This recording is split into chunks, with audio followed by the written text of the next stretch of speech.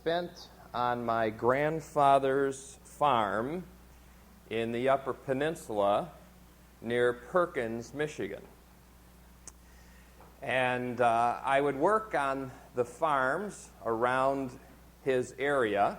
And one of the farms that I worked on was a cattle farm and other animals. And of course, you know, wherever there's cattle and animals, there was lots of flies. And we would go in to eat our meals at the farmer's home, and there, dangling from the ceiling round about us, were these fly strips. Do you know what I'm talking about? For those of you who have not had this unfortunate pleasure, it's just kind of a sticky, long, dangly tape. And they always put them around the dinner table because that's where the flies are, where the food is. And of course, the fly lands on it, and however it hits, it sticks. Now, the first few meals, it was not particularly an appetizing thought or view. But I learned to come in, keep my head down, and just look at the food and eat. And then when I was done, before I'd leave the table, I would turn aside so I didn't see those flies. I mean, you could be talking about 50 or 100 flies.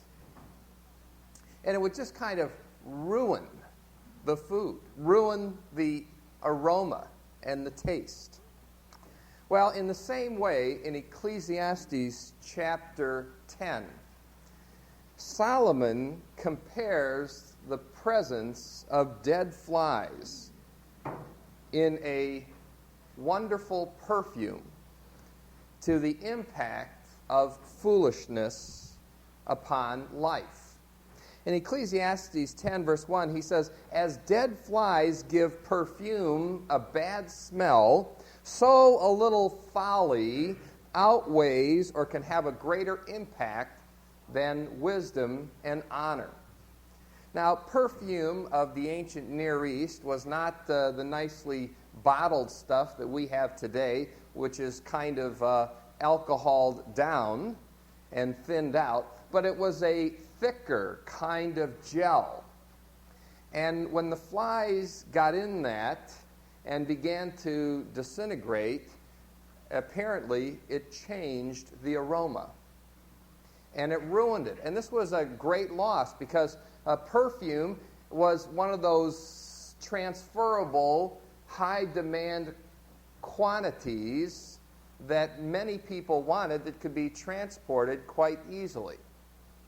And so there was a great loss. And so Solomon says, just as dead flies get into perfume and ruin it, so foolishness in life can ruin it. Verse 2, "The heart of the wise inclines to the right, but the heart of the fool is to the left." I find it interesting that as far back as Solomon, right was considered right, and left was considered, in a sense, wrong. Or right was conservative and left was liberal, as we have even to today. Even as the foolish person walks along the road, the fool lacks sense and shows everyone how stupid he is. If a ruler's anger rises against you, do not leave your post or abandon your place, but remain calm, for calmness can lay aside great errors. Solomon says something that you can do that is wise is when a ruler or somebody in authority over you, maybe your boss or manager or your employer, comes to you because of some kind of a mistake that was made, remain calm, remain steady, because that calmness and that steadiness might be able to get you out of the problem. Usually when somebody comes to us because a mistake has been made or there's a problem, they're fairly excited, aren't they? and they've gotten worked up emotionally. I was talking to a friend on the phone last evening, and he said, pray for me, will you? My wife has been gone all day, and she took all the keys to all the vehicles to all my business with her today. And he says, it happens all the time. And I said, take a deep breath. I will pray for you. You know. Wouldn't have bothered him maybe one time. He says, it's all the time. Take a deep breath. I will pray for you. Because you don't want to get all emotional and angry or upset about it. But if that happens to you, Solomon says, remain calm. Be at rest. Because you can, I think, in a sense, tone down maybe the crisis of the situation and bring some rational thinking. Verse 5, there is an evil I have seen under the sun, the sort of error or mistake that arises from a ruler. Fools are put in high positions, while the rich, or those with substance, occupy the low ones. I have seen slaves on horseback, while princes go about on foot like slaves. Solomon, frustrated by poor leadership in a country, frustrated by those who are foolish ruling rather than those who are wise. I have collected off the internet a series of statements by some of our national leaders, one in particular. And I don't know what kind of national leader this person will be if he ever gets the first spot. But these are just a few quotes that may represent some of the silliness at times. One quote, I was recently on a tour of Latin America, and the only regret I have was that I didn't study Latin harder in school so I could converse with those people. A national leader. Another national leader. I believe we are all on an irreversible trend toward more freedom and democracy, but that could change. Verbosity or verbosity leads to unclear, inarticulate things. The future will be tomorrow. Duh. These are national leaders. A low voter turnout is an indication of fewer people going to the polls. Now, wouldn't you like that person to have their button on the nuclear warheads? Or, it isn't pollution that's harming the environment, it's the impurities in our air and our water that are doing it. Yes, it's not a common sense or an IQ test these days at times that determines who becomes a leader. Often it is popularity, often it is appearance, sometimes it is even chance. But Solomon says that for him it was very frustrating to see people in leadership who did not have wisdom. Now, for most of you, you probably experience that in your workplace, don't you? It's an amazing statistical fact that 95% of the people that are above another person in business really don't know anything. Of course, the poll was taken by the 95% below. But so often we see in life, we look at leadership and we look at management and we say, where is the common sense? Where is the wisdom? In verses 8 and 9, Solomon gives some illustrations that teach us that there are inherent problems or dangers in all walks of life and all kinds of work. He says, whoever digs a pit may fall into it. Whoever breaks through a wall may be bitten by a snake. Snakes very often would crawl into the rock crevices of the walls because they were very cool. And when you were tearing down a wall, you had to be very careful that they didn't come out and get you. Whoever quarries stones may be injured by them, and whoever splits logs may be endangered by them. The principle that I see in here is it doesn't matter what job you take in life, what career you choose, there's always going to be something that could go wrong or something that is not going to be enjoyable about it. There is probably no absolutely perfect career in which there are no problems or difficulties or people. Every situation comes with its negatives and with its positives, and hopefully the positives are much, much greater. Now, except for things like maybe being a ladies' soccer player these days. That would be a great career. Maybe a pro golfer. And if you're not good enough for that, maybe the chaplain to the pro golfers or something like that. But for the majority of us, and particularly for our high school and college students, when you get into the job market and you get into the world, understand this, nothing's going to be perfect.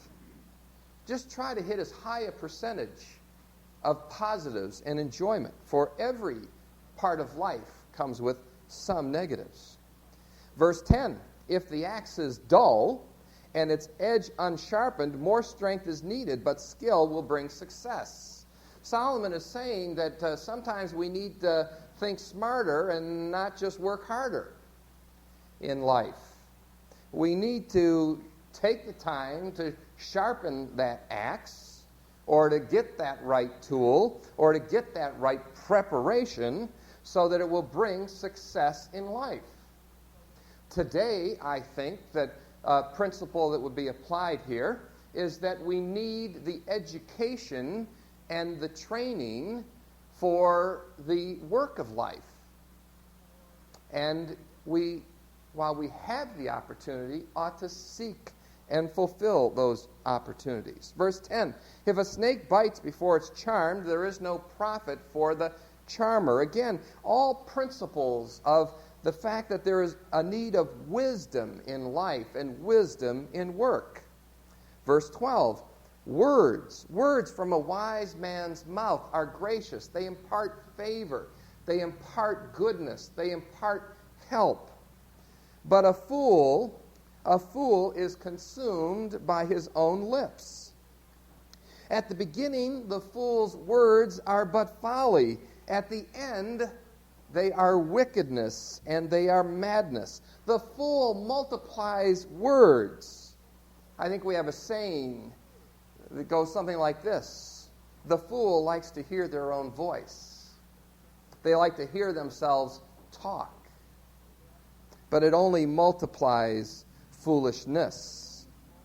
No one knows what is coming from this person, and who can tell this fool what will happen after them? Yes, a fool's work wearies him, and he doesn't even know the way to go home. Verse 16, woe to you, O land, whose king has a servant, and whose king was a servant, and whose princes feast in the morning. If a man is lazy, the rafters sag. If his hands are idle, the house will leak. Whether it is the king or whether it is the lowliest servant, Solomon is going to encourage us that we need to work. Blessed are you, O land, whose king is of noble birth and whose princes eat at the proper time, for strength and not for drunkenness. The kind of national leaders that you need are people who are going to have the best interest of the country at hand. Not those who are interested in, as we would say, America, pork barrel. We see these all the time on the news, don't we? Government leaders spending excessive amounts of money on foolish projects and on foolish things, wasting taxpayers' money when it could be more wisely spent. I just saw the other day, and maybe this is necessary, we certainly want to support the refugees from Kosovo, but in Michigan, they are going to designate, if you divide the numbers into the amount, up to $25,000 per refugee for counseling to help them through the transition of the psychological difficulties that they experienced in Kosovo. $25,000. Now, that's a lot of money, don't you think? And you wonder how are school counselors or social agency counselors who don't understand maybe that war, how are they going to help the people through it? But our government's answer so often to problems is what? Throw some money at it. Throw some money at it. And we think that we have done some good. Yes, woe to the land whose king is a servant or a lad, and whose princes feast in the morning. Good leadership is efficient, is effective, and works very, very hard. Verse 18, but if a lazy man doesn't do the work, then the rafters will sag. If his hands are idle, the house will leak. I was talking to some businessmen the other day, and they were just bemoaning how difficult it is today in this economy when it is so hot, when it is so strong, when there are so many jobs, to first of all find good workers, and secondly, to keep good workers. But they're just happy to have warm bodies at times. Now, I think it's very important for us to have a good work ethic as believers. But you know, occasionally after a long weekend or something like that, you may come to work and find yourself a little tired, a little exhausted. You know how that is? You come back on Mondays, and Mondays can be kind of a rest day. Well, here's just a little wisdom on what to do if you're caught sleeping in your cubicle. You may want to write these down if you live in one of those cubicles. If your manager or boss comes in and sees you napping or sleeping, just say to them, "It's okay, I'm still billing the client." See? Or, they told me that this might happen at the blood bank. Or say to them, and you got to say this with authority, "This is just a 15-minute power nap, like they raved about in the last time management course you sent me to." Or, if you can look just a little dazed, you go, "Phew, boy, I must have left the cap off the liquid paper bottle." Or, if it's a really embarrassing sleep, you say to them, "I was just testing the keyboard for drool resistance." Or, this last one I like, "I was doing a highly specific yoga exercise." You don't discriminate against people who practice yoga, do you? Solomon says that a lazy person will neglect the important things of life. They will neglect the rafters. The rafters will sag. In ancient Near Eastern history, you had to periodically go up on your roof and cut the lawn. Or it would get so heavy that the rafters would begin to break. They would have a mud roof. And on that mud roof, often grass would begin to grow, and it would get a little bit unmanageable. And so you had to constantly be scraping and scraping. Others, in order to prevent the growth of vegetation up there, would put lime up there. But if you didn't periodically go up and smooth out the lime, then you would find leaks in your home. Yes, a lazy person is one who will have difficulties because they do not get their work done. Verse 19, "A feast is made for laughter, and wine makes life merry, but money is the answer to everything." I think what Solomon is saying here is not necessarily the pursuit of money, as if money can solve everything, but that laughter comes with celebration.